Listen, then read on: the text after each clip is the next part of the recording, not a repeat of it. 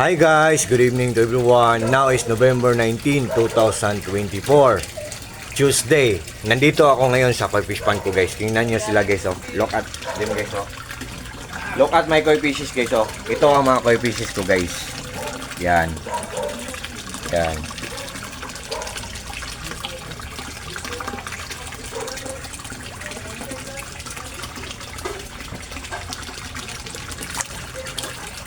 Yan. Guys, honestly, isa akong koi fish keeper. At sa lahat ng mga fish keepers dyan, pag naghahanap kayo ng aerator pump, on the other term or on the other word, tinatawag din nyo na air pump. Guys, meron akong tips sa inyo. Meron akong i-reveal na mura lang, hindi kamahalan, affordable lang. At kung naghahanap kayo, I think ito na ang kasagutan. The moment of truth guys, tingnan nyo guys. Ito guys, Rizan ang brand. Ang brand, Rizan Electromagnetic Air Pump. ECO-003. Yan. Rizan ang brand guys. Rizan Aerator Pump or Rizan Air Pump. Yan guys. At saka binilhan ko sila ng 1, 2, 3, 4, 5, 6, 7, 8. 8 na. Binilhan ko sila ng 1, 2, 3, 4, 5, 6, 7, 8. 8 puts and outputs. Pag i-twist natin, naka-on siya. Pag i-twist natin ng paganon, i-twist ng paganon, naka-off. Pag i-twist ng paganon, naka-open. Para siyang posit, para siyang gripo. Guys, i-on natin guys ha. I-on natin ang aerator ko guys. Yan. Yan. Yan. Naka-on na. Tingnan nyo guys oh. Yan. Yan.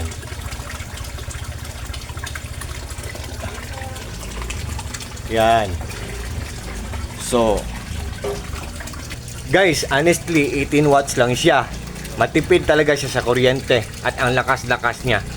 At sa lahat ng mga nakakilala sa akin, I hope na mag-trust kayo sa akin kasi ang nagpapaandar sa lahat ng mga appliances namin sa bahay namin ay solar power system lang. Pati na ang water pressure tank namin, pag mainit na mainit ang panahon, solar lang nagpapaandar. So, namomonitor ko lahat ang ginagamit ko dito sa koi fish pond ko. Yan guys. Yan. Ito ang mga koi fish ko at ito ang skimmer ko. Yan.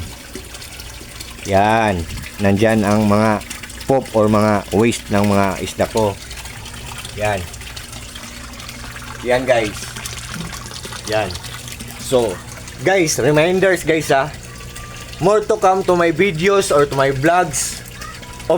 For sure and of course, more to see, more to learn, and also more to have informations. And I hope, sana po, supportahan nyo ang mga short videos ko or mga short vlogs ko kasi meron kayong makukuha ang mga tips or mga informations. Kasi sinishare ko ang mga knowledge ko sa mga bagong na-discover ko sa mga gamit namin sa bahay namin. Ayan guys, this is my koi fish pond guys.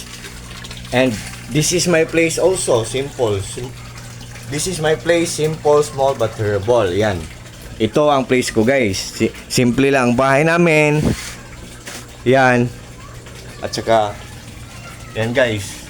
And I hope guys, sa lahat ng mga friends ko dyan, I hope na mag-trust kayo sa akin. Sa lahat ng mga followers ko dyan, I hope na mag-trust kayo sa akin. Kasi, solar talaga ang nagpapaandar. At namomonitor ko lahat ang mga ginagamit ko. At pasensya na kayo sa nag-iingay ngayon kasi water pressure tank yon. At solar lang ang nagpapaandar niyan. Guys, per month na, November 19 na, nag-umpisa na Pasko, so shining, shimmering, splendid, and early Merry Christmas to the whole world or sa buong mundo or sa ating lahat. At sa lahat ng mga friends ko dyan, sa lahat ng mga followers ko dyan, especially na sa mga taong walang sawang nag-watch sa mga short videos ko, thank you so much po sa inyong lahat. Maraming salamat po sa inyong lahat. Take care po tayong lahat. And God bless po sa ating lahat. Or God bless us all. And that's all. Good evening. Bye-bye.